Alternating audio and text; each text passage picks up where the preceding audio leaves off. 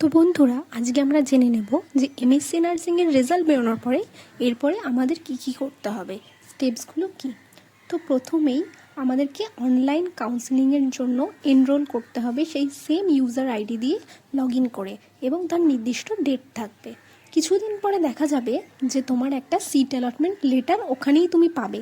সেখানে তুমি কোন কলেজে চান্স পেয়েছো সেটা ডিটেলসে দেওয়া থাকবে, যে এখানে তুমি ফার্স্ট রাউন্ড অফ কাউন্সেলিংয়ে চান্স পেয়ে গেছো।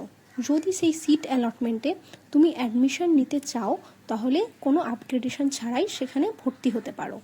এরপরে অ্যাডমিশন তুমি যেখানে নিতে চাও সেই কলেজে যাবে, সেই কলেজে যোগাযোগ করবে, যা যা যাবতীয় ডকুমেন্টস সেখান থেকে তোমার প্রয়োজন সেগুলো তুমি সেখানে জমা দিয়ে ভর্তি হয়ে যেতে পারো। আর এরপরে তোমাকে করতে হবে যে তুমি একটা প্রভিশনাল টিআরের জন্য অ্যাপ্লাই করবে with the letter for TR and all the important documents যেগুলো তোমার প্রয়োজন। যদি লাগে কমেন্ট করবে, আমি অবশ্যই ডকুমেন্টের লিস্টটা তোমাদেরকে দিয়ে দেবো।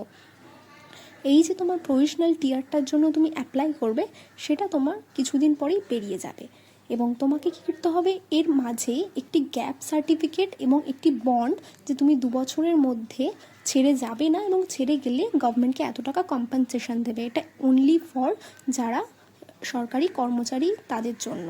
এই দুটো রেডি করে নিতে হবে কোর্টের মাধ্যমে। আর এই দুটো দিয়ে তোমাকে স্বাস্থ্য ভবনে ফাইনাল টিআরের জন্য অ্যাপ্লাই করতে হবে। তোমাদের কোনো প্রশ্ন থাকলে কমেন্টে জানিও।